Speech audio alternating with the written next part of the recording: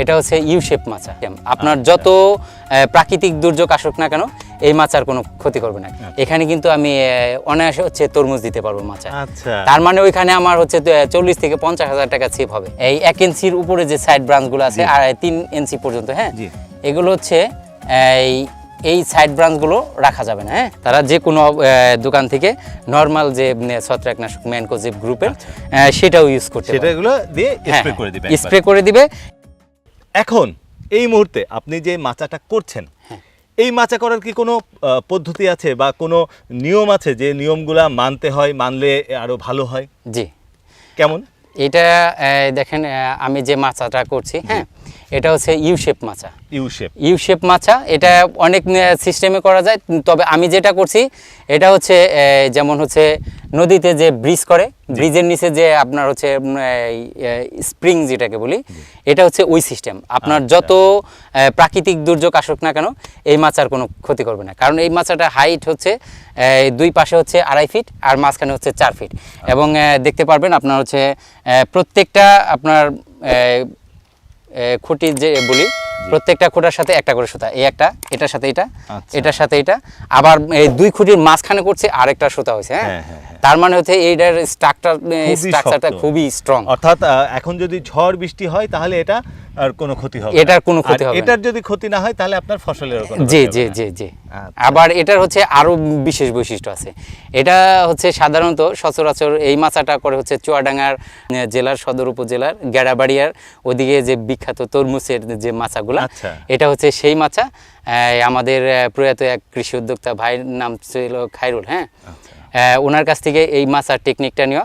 এটা হচ্ছে আপনার পরবর্তীতে হচ্ছে আমি যদি করলার পরবর্তীতে যদি আমি ফসল আমি শশা না করি, এখানে কিন্তু আমি অনায়াসে হচ্ছে তরমুজ দিতে পারবো মাচা। তার মানে ওইখানে আমার হচ্ছে 40 থেকে 50,000 টাকা সেভ হবে। হ্যাঁ। আর গাছ, এখন গাছের কি পরিচর্যা আছে? এখন গাছের পরিচর্যা হচ্ছে গাছটা হচ্ছে মাচায় উঠাই দিব আপনার হচ্ছে খুঁটির সাথে। এখান থেকে যেমন এই ওইদিকে আছে, এইদিকে। তাহলে ঠিক আছে, আমরা চলেন তো যাই দেখি কোন গাছটা এখন খুঁটি দিয়ে উঠাবেন। এই যে এটাই দেখাচ্ছি, এই যে যে চারাটা আছে, জি, চারাটার 1 ইঞ্চি উত্তর পাশে। হ্যাঁ, আচ্ছা, মানে এইখানে হচ্ছে, হ্যাঁ, মূল শিকড় থেকে, মূল গাছ থেকে 1 থেকে 1.5 ইঞ্চি উত্তর পাশে।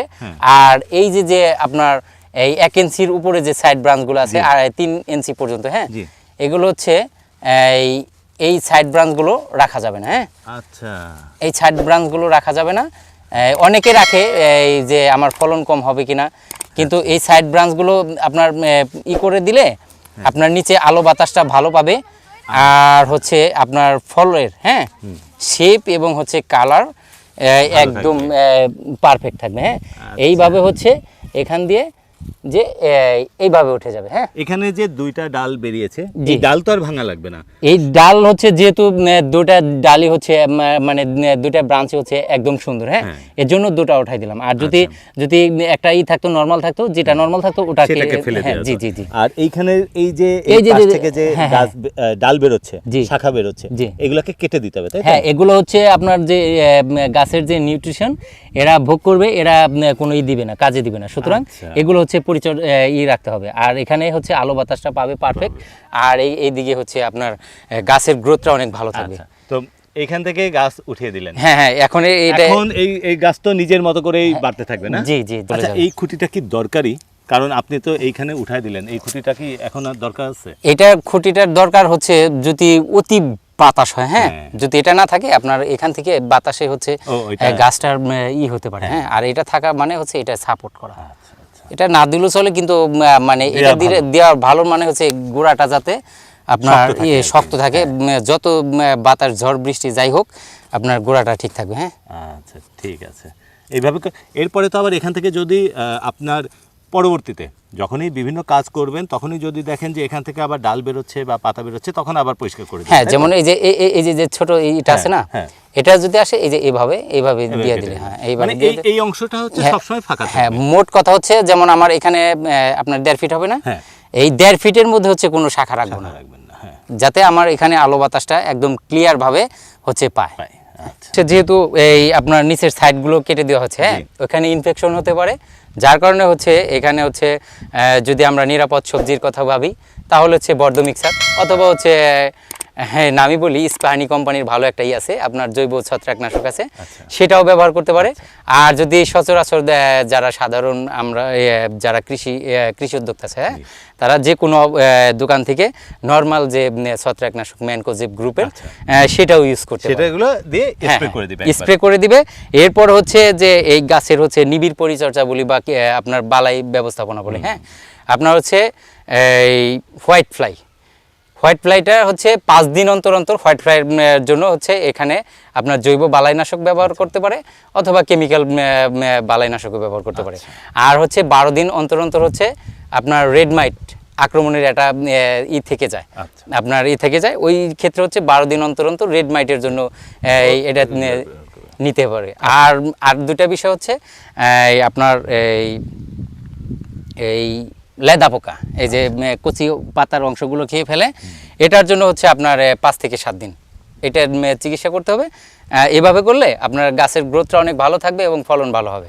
আচ্ছা, তো শহীদুল ভাই, আজকে আমরা আসলে দেখলাম যে আজকের এই পর্যায়ে আপনি কি কি কাজ করেছেন, যেমন একটা ফসল শেষ হয়ে যাচ্ছে, তারপর একটা ফসলের জন্য আপনি মাচা করছেন এবং আর 2-3 দিনের মধ্যেই সম্পূর্ণ জমিটা এই ফসল শেষ হয়ে যাবে, অর্থাৎ মূলা উত্তোলন শেষ হয়ে যাবে এবং মাচা করা হয়ে যাবে। মাচা করা হয়ে গেলে আপনি এই যে আলিশা জাতের করলাটা এটা মাচায় তুলে দিচ্ছেন, এরপরে এইটার যে আন্তঃপরিচর্যা সেইগুলা আপনি করতে থাকবেন। তো ধন্যবাদ শহীদুল ভাই আপনাকে, যেটা হচ্ছে যে আমাদেরকে সময় দিলেন এবং আপনি এত সুন্দরভাবে কাজগুলা করছেন, যে কাজগুলা দেখে আসলে আমাদের কৃষকরা উপকৃত হবে। তো এইটা উঠতে থাকুক, আবার যখন ফল দিবে তখন ইনশাল্লাহ আবার আপনার সাথে দেখা হবে এবং আপনার এই জমিতে এসে দেখব যে কি অবস্থা। তাহলে আপনি ভালো থাকেন। আচ্ছা ঠিক আছে, আবার